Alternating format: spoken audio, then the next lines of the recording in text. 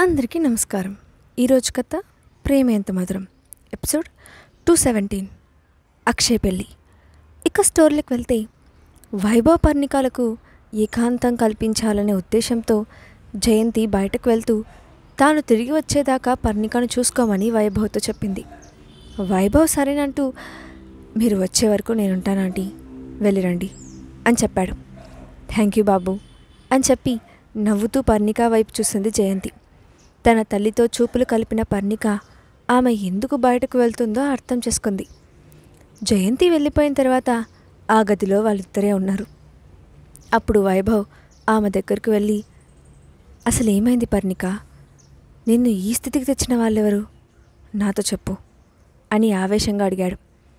తను కోరుకున్న కోపం అతనిలో కనిపించేసరికి మనసులోనే నవ్వుకుంది పర్ణిక.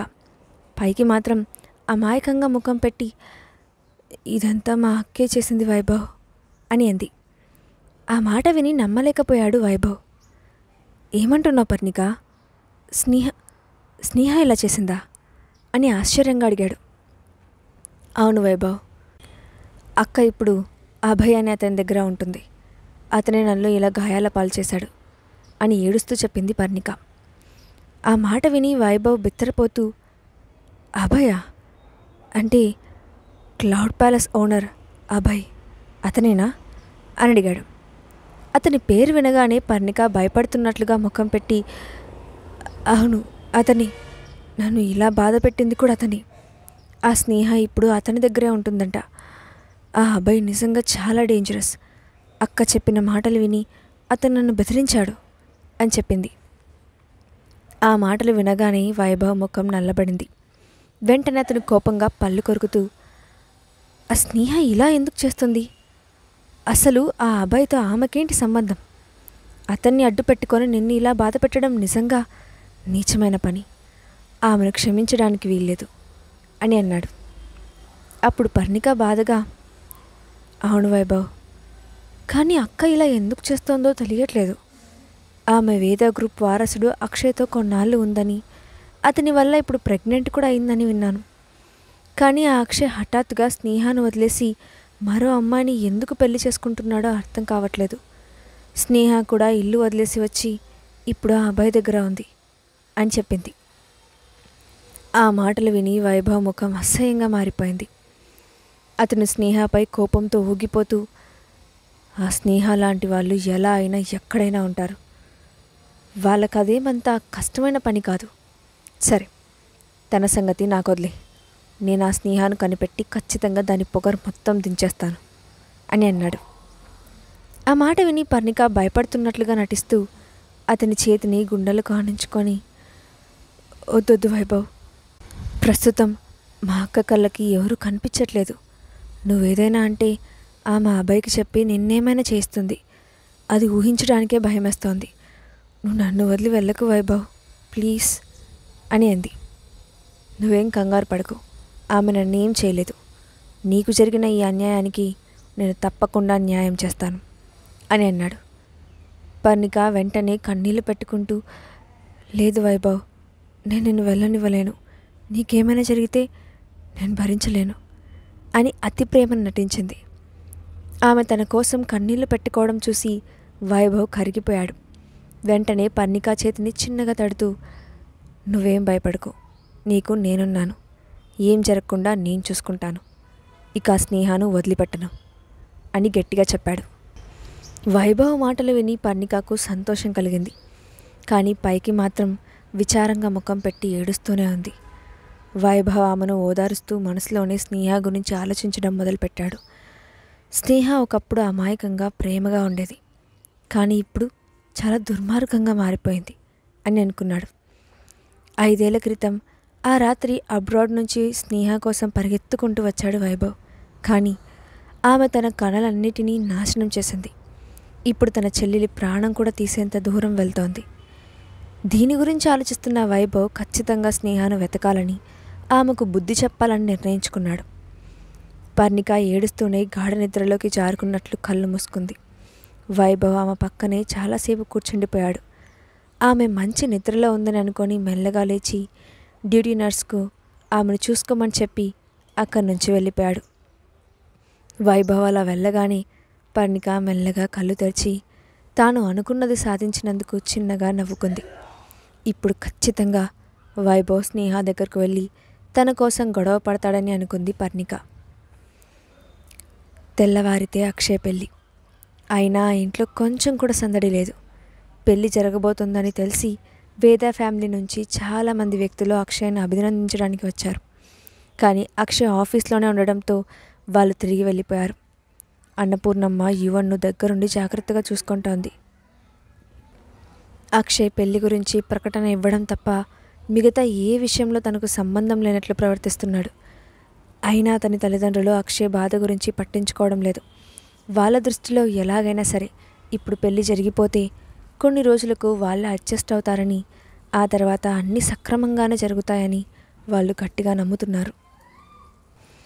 ఆ రోజు రాత్రి ఆఫీస్లో తన క్యాబిన్లో ఉన్న అక్షయ్ తన వర్క్ పూర్తి చేసి ఫైల్ మూసేశాడు. అతని ఎదురుగా ఉన్న త్రిపాఠి, ఈరోజు వర్క్ పూర్తయింది సార్, ఇక నేను బయలుదేరుతాను అని చెప్పి అక్క నుండి వెళ్ళబోతుండగా అక్షయ్ హఠాత్తుగా స్నేహ సైడ్ నుంచి రియాక్షన్ ఎలా ఉంది అని అడిగాడు. అప్పుడు త్రిపాఠి వెనక్కి తిరుగుతూ నెమ్మదిగా, డాక్టెక్ నుంచి వచ్చిన ఇన్ఫర్మేషన్ ప్రకారం స్నేహ మేడం మీ పెళ్లి జరిగే టైంలో యువన్ బాబును ఇక్కడ నుండి తీసుకెళ్లాలని ప్లాన్ చేస్తున్నారు సార్ అని చెప్పాడు. అది ముందుగానే ఊహించిన అక్షయ్ చిన్నగా తల ఊపి, సరే ఆమెనే ఫస్ట్ స్టెప్ వేయనివ్వండి, కానీ ఎవరికి ఎలాంటి అనుమానం రావడానికి వీల్లేదు అని చెప్పాడు. ఓకే బాస్, డోంట్ వరీ, మన సైడ్ నుంచి ఎలాంటి తప్పు జరగదు అని చెప్పాడు త్రిపాఠి. అక్షయ్ చిన్నగా నవ్వి ఏదో ఆలోచిస్తున్నట్లుగా కుర్చీలో వెనక్కి అనుకొని, సరే ఇక నువ్వు వెళ్ళు అని చెప్పాడు. దాంతో త్రిపాఠి అక్క నుండి వెళ్ళిపోయాడు.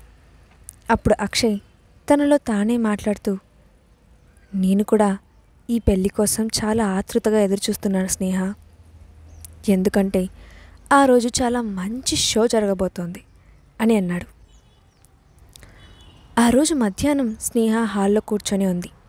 ఆమె మనసంతా అల్లకల్లోలంగా ఉంది. ఇంకొక్క రోజులో అక్షయ్ తనకి పూర్తిగా దూరం అయిపోతాడని, దాత్రికి భర్తగా మారిపోతాడని ఆమెకు పదే పదే గుర్తొస్తోంది. ఎందుకో తెలియడం లేదు, కానీ ఆ ఫీలింగ్ గుర్తొచ్చిన ప్రతిసారి ఆమె గుండె పిండేసినట్లు అవుతోంది. జీవితాంతం అక్షయ్ని తలుచుకుంటూ అలాగే ఉండిపోవాల్సి వస్తుందేమోనని టెన్షన్గా ఉంది. అతని గురించి ఆలోచిస్తూ ఉండంగానే ఆమె ఫోన్ రింగ్ అయింది.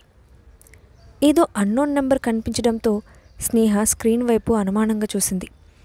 ఆ నెంబర్ను ఇంతకుముందు ఎక్కడో చూసినట్లు అనిపించింది, కానీ ఎక్కడ చూసిందో ఎవరి నెంబరో గుర్తుకు రావడం లేదు. దాంతో సంకోచిస్తూనే కాల్ లిఫ్ట్ చేసి హలో అని అంది. బాగా సంతోషంగా ఉన్నట్లున్నావు అంటూ అటువైపు నుంచి పగతో కూడిన మాటతో పాటు నవ్వు కూడా వినిపించింది. ఆ గొంతు విని స్నేహ ఆశ్చర్యపోయింది. అతనెవరో అర్థమవుతున్నట్లు అనిపించింది. దాంతో అనుమానంగా, నువ్వు వైభవ్ కదా అని అంది. వావ్, గ్రేట్, నీకు నా పేరు ఇంకా గుర్తుంది వెటకారంగా అన్నాడు వైభవ్. అప్పుడు స్నేహ గట్టిగా ఊపిరి పీల్చుకొని ప్రశాంతంగా ఉండడానికి ప్రయత్నిస్తూ, ఎందుకు కాల్ చేశావు, నీకు నాతో ఏదైనా పనుందా అని అడిగింది. ఏంటి స్నేహ, నేను నీ లవర్స్ లిస్ట్లో సీనియర్ని, నాకు కొంచెం రెస్పెక్ట్ ఇవ్వచ్చు కదా, ఎందుకంత కఠినంగా మాట్లాడుతున్నావు అని వెక్రింతగా అన్నాడు వైభవ్. స్నేహ వెంటనే అతన్ని అడ్డుకుంటూ, నువ్వు నన్ను అవమానించడానికి కాల్ చేశావా, అయితే నీ పిచ్చి మాటలు వినడానికి నాకు టైం లేదు అని చెప్పి వెంటనే కాల్ కట్ చేసింది. ఆమె ప్రవర్తనకు వైభవ్కి కోపం వచ్చింది. దాంతో ఆవేశంగా ఆమెకు మళ్ళీ కాల్ చేశాడు. కానీ స్నేహ కాల్ లిఫ్ట్ చేయలేదు.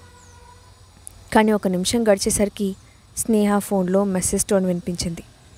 అది వైభవ్ దగ్గర నుంచి వచ్చిన మెసేజ్ అని చూసిన స్నేహ వెంటనే దాన్ని ఓపెన్ చేసి చూసింది. అందులో, స్నేహ, నువ్వు ఇప్పుడే ఆ ఇంటి నుంచి బయటకు వచ్చి నన్ను కలువు, లేదంటే నువ్వు జీవితాంతం పశ్చాత్తాపడేలా చేస్తాను అని ఉంది. ఆ మెసేజ్ చూసిన స్నేహకు చిరాగ్గా అనిపించింది. తనకు తెలిసిన వైభవ్ ఇలా ఉండేవాడు కాదు, కానీ అతను ఈ మధ్య విచక్షణ లేకుండా ప్రవర్తిస్తున్నాడని అనుకుంది. అయినా అతని బెదిరింపులకు భయపడకూడదని డిసైడ్ అయింది. కానీ ఈలోగా ఆమెకు మరో మెసేజ్ వచ్చింది. స్నేహ, నువ్విప్పుడు నేను చెప్పినట్లు చేయకపోతే రేపు అక్షయ్ పెళ్లి జరిగే టైంకి నువ్వు ఖచ్చితంగా ఇబ్బంది పడేలా చేస్తాను. ఇది నా వార్నింగ్ అని మరో మెసేజ్ పంపించాడు. స్నేహ అంత ఈజీగా రాజీ పడదని వైభవ్ ఊహించాడు. అందుకే అక్షయ్ టాపిక్ తీసి ఆమెను భయపెట్టాలని అనుకున్నాడు. నిజంగానే ఆ మెసేజ్ స్నేహను ఆలోచనలో పడేసింది. ఒకవేళ వైభవ్ అన్నంత పని చేస్తే రేపు వెళ్ళి యువను తెచ్చుకోవడం కష్టమైపోతుంది. నిజంగానే ప్లాన్ ఫెయిల్ అవుతుంది. అలా జరగకూడదు అని అనుకున్న స్నేహ చివరికి ఇష్టం లేకుండానే వైభవ్కు కాల్ చేసింది. అతను కాల్ లిఫ్ట్ చేసిన వెంటనే కోపంతో, వైభవ్, అసలు నువ్వేం చేయాలనుకుంటున్నావు? నీకు నాకు సంబంధం లేదు కదా, మళ్ళీ నాతో ఎందుకు గొడవ పడుతున్నావు అని అడిగింది. ఆమె గొంతు విని స్నేహ భయపడిందని అర్థం చేసుకున్న వైభవ్ ఆమెను ఎగతాళిగా చేస్తూ, అఫ్కోర్స్ మన ఇద్దరి మధ్య ఇప్పుడు ఎలాంటి సంబంధం లేదు. అసలు నీలాంటి దానితో ఎలాంటి రిలేషన్ ఉంచుకోవడం నాకు ఇష్టం లేదు అని అన్నాడు. ఆ మాటలు విని స్నేహ చిరాగ్గా ముఖం చిట్లించింది. వెంటనే అతనికి ఘాటుగా సమాధానం చెప్పాలనుకుంది. కానీ అతను తన గురించి అక్షయ్కి చెప్తాడేమోనని భయపడి మౌనంగా ఉంది. అప్పుడు వైభవ్, నువ్వు ఇప్పుడే ఆ ఇంటి నుంచి బయటకు వచ్చి నన్ను కలవాలి. లేదంటే దాని పర్యవసానం ఎలా ఉంటుందో నీకు బాగా తెలుసని అనుకుంటున్నాను. అసలు పర్ణిక నిన్నేం చేసింది? ఆమె ఎప్పుడూ నిన్ను సొంత అక్కగానే చూసింది.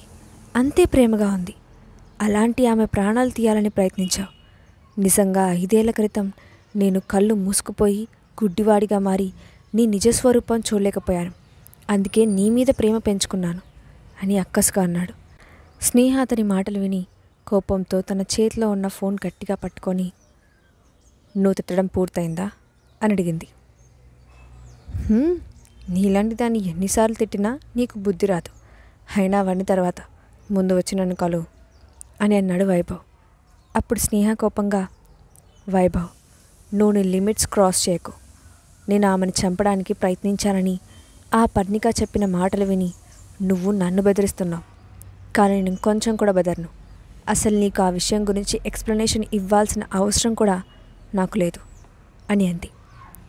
ఆమె మాటలు విని, ఇంత జరిగినా నీ పొగరు మాత్రం తగ్గలేదు అని మనసులోనే అనుకున్న వైభవ్, స్నేహ, నువ్వు మొండిగా చేయకు. నీకిదే నా లాస్ట్ వార్నింగ్. మర్యాదగా నన్ను కలవడానికి రా అని అన్నాడు. కానీ స్నేహకి అతన్ని కలవడం ససేమిరా ఇష్టం లేదు.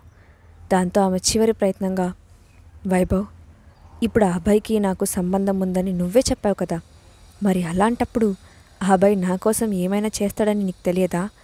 ఇప్పుడు ఆ అబ్బాయి నా పక్కనే ఉన్నాడు. కావాలంటే నువ్వు అతనితో డైరెక్ట్గా మాట్లాడచ్చు.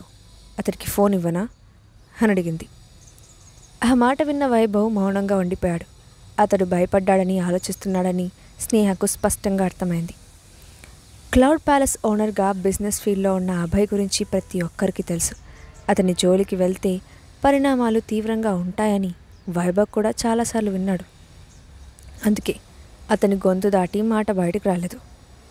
చాలాసేపటి మౌనం తర్వాత వైభవ్ కోపంతో పళ్ళు కొరుకుతూ, ఏ స్నేహ, నన్ను బెదిరిస్తున్నావా? అయితే సరే, జరగబోయేదాన్ని ఫేస్ చేయడానికి వెయిట్ చేయి అని చెప్పి ఫోన్ కట్ చేశాడు. స్నేహ కట్ అయిన ఫోన్ వంక చూసి నవ్వుకుంది.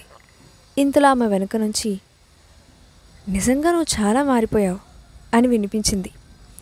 ఆ గొంతులో గాంభీర్యంతో పాటు చిరునవ్వు కూడా వినిపించడంతో స్నేహ వెనక్కి తిరిగి అక్కడ ఉన్న అభయ్ని చూసి కొంచెం సిగ్గుపడింది. ఫోన్లో అభయ్ పేరు చెప్పి బెదిరించడం అతని వినే ఉంటాడని ఆమె ఊహించింది. దాంతో ఆమె తడబడుతూ, నేను ఊరికే చెప్పాను, నువ్వు సీరియస్గా తీసుకోవద్దు, జోక్గా అన్నాను అని అంది. ఆ మాటకు అభయ్, పర్వాలేదు, ఒకవేళ నన్ను అడ్డు పెట్టుకొని నువ్వు అందరినీ బెదిరిస్తానంటే నేను దానికి ఆనందంగా ఒప్పుకుంటాను అని అన్నాడు. ఆ మాటకు స్నేహ అతని వైపు చిరుకోపంగా చూసింది. ఆ అబ్బాయి చిన్నగా నవ్వుతూ, సరే కానీ కాల్ చేసిందెవరు? ఆ పర్ణిక ఫ్రెండా? పెళ్లి చేసుకోబోయేవాడా అని అడిగాడు. స్నేహ ఆ ప్రశ్నకు సమాధానం చెప్పకుండా, ముందు నువ్వు నాకు ఓ విషయం చెప్పు. నువ్వు ఆ పర్ణికాని ఎందుకు బెదిరించావు? ఇప్పుడు చూడు, మళ్ళీ ఆమె వల్ల నేను ఇబ్బందుల్లో పడ్డాను అని అంది. వైభవ్ ఈ విషయాన్ని అంత తేలిగ్గా వదలరని ఆమెకి ఎందుకో అనిపిస్తోంది. ఆమె ప్రశ్నకు అభయ్ నిర్లక్ష్యంగా చూసి, అయితే ఏమైంది? ఆమె నన్ను చాలా వేధించింది. బాధ పెట్టింది, కష్టాలకు గురి చేసింది. అలాంటి దానికి ఆ శిక్ష చాలా తక్కువ అని అన్నాడు. ఆ సమాధానం విని ఆశ్చర్యపోయిన స్నేహ, అంటే నువ్వు నిజంగానే ఆమెను బెదిరించావా అని అడిగింది. ఆ అబ్బాయి తన కనుబొమ్మలు పైకెత్తి, అవును, అయితే ఏమవుతుంది అని అడిగాడు. ఆ ప్రశ్నకు స్నేహకు ఏం సమాధానం చెప్పాలో తెలియలేదు. కానీ ఆ తర్వాత ఆమె ఒక్క మాట కూడా మాట్లాడలేకపోయింది. చాలాసేపటి వరకు మౌనంగా ఉండిపోయింది. ఆ అబ్బాయి వెళ్ళి ఎదురుగా ఉన్న సోఫాలో కూర్చున్నాడు. స్నేహ కూడా ఆ టాపిక్ వదిలేసింది. కాసేపటి తర్వాత హఠాత్తుగా, రేపు అతని పెళ్ళి అని అంది. ఆ మాట చెప్తున్నప్పుడు స్నేహ ముఖంలో కనిపించిన ఆందోళన ఆ అబ్బాయి దృష్టిని దాటిపోలేదు. అది చూసినప్పుడు ఆ అబ్బాయి మనసులో ముళ్ళు గుచ్చుకున్నట్లుగా బాధగా అనిపించింది. దాంతో ఆమె వైపు సూటిగా చూస్తూ, అయితే ఏంటి, ఇప్పుడు నువ్వు నీ నిర్ణయాన్ని వెనక్కి తీసుకోవాలనుకుంటున్నావా? అయితే నువ్వు డైరెక్ట్గా అతని దగ్గరికి వెళ్ళిపోవచ్చు అని అన్నాడు. అతని గొంతులో వినిపించిన కోపానికి స్నేహ ఆశ్చర్యపోయింది. స్నేహ అవమానించడంతో వైభవ్ ఏ నిర్ణయం తీసుకోబోతున్నాడు? అక్షయ్ పెళ్లిలో ఎలాంటి సంఘటనలు జరగబోతున్నాయి? స్నేహ అనుకున్న విధంగా యువను తీసుకురాగలదా? నెక్స్ట్ పార్ట్లో చూద్దాం. Thanks for watching.